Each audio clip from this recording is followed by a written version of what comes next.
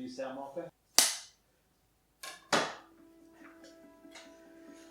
Right. About 2 years ago, this was October 2021, I was going to church one evening for a prayer meeting. And as I was driving to church across Child Bridge Lane bridge that crosses the M26, I saw a car that was parked in a strange way. On my way back from the prayer meeting, the car was still parked there. So I thought, well, this is a strange place for someone to park. But I passed it first, but then thought, no, I better turn around and go and see what it's about. There was a bloke sitting in the car, a young lad, and he was going through his phone, and I could see that he was really distressed. It all started when my great nan passed away on Christmas Day 2017, and from there my life just spiralled out of control. I found an escape in drink and drugs. So I was drinking every day, taking drugs most days. I used to have a girlfriend. I tried to keep her and the drugs separate, and it got to a point where I just couldn't keep them separate anymore. Like, the drugs were taking over my life, and we ended, and then that was the final straw for me. I decided one night that was it. Headed to the bridge. I was sitting in my car, and I'd literally just sat myself. I was about to get out of the car, ready to jump, and this man tapped on my window. So I rolled it down.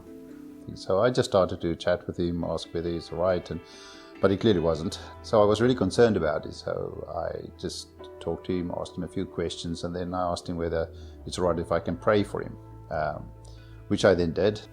Yeah, he held my arm, prayed for me, and once he'd finished praying, he said to me, "Do you want to come back to my house for a cup of tea?" I said, "No, you're all right, mate."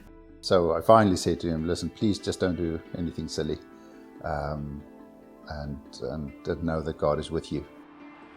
So I left and drove off, but still wasn't comfortable with it. So I turned around again and went to park behind him, probably about 100 yards, and sat there for another 20 minutes or so, just watching. I continued to pray, and then I went home.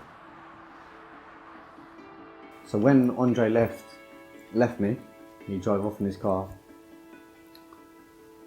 I just sat there for about 5 minutes, and I just thought, what am I doing?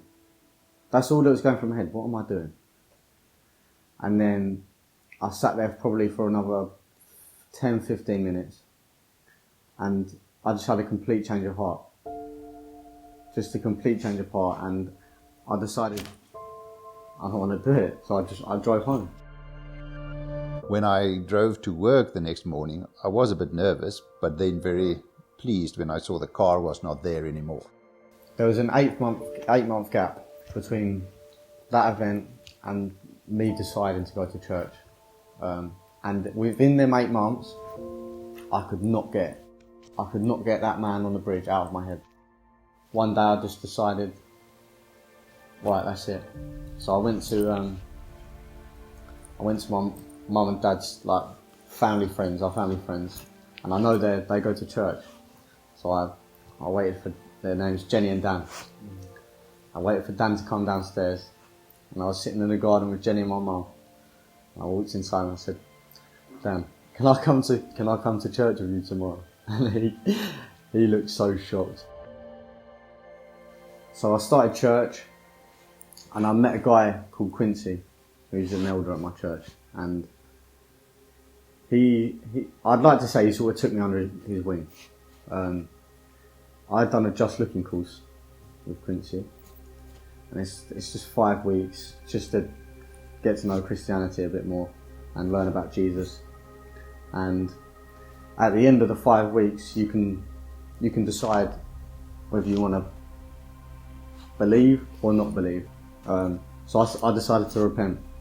I was on the 30th of November 2022, and while I was repenting, I had this feeling just flowing through me.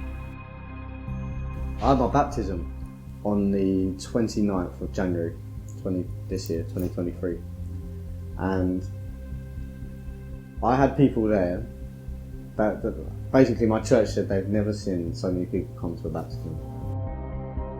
Attending church 18 months later with the visiting preacher, Dale, he shared the story just at the start of his sermon about this young guy that they're baptizing, and really just very briefly what happened with him, that he was on a breach, someone prayed for him, met the Lord, and now he's being baptized. And as he was telling the story, my wife was leaning over to me and she said, "Well, that was you." And I said, "Yes, it was." It was just a very emotional moment to hear that and to learn that, and to really feel, I really feel blessed by the Lord for knowing the fruit of what happened there. Just, you don't always know when you speak to people what the outcome of that is. And for me, it was extremely encouraging just to know that event, which was only a few minutes, have actually ended up, and I could be privileged to hear the end of the story. If I didn't have that encounter on the bridge with that man, if he never stopped to pray for me, I don't think I'd be here right now telling my story.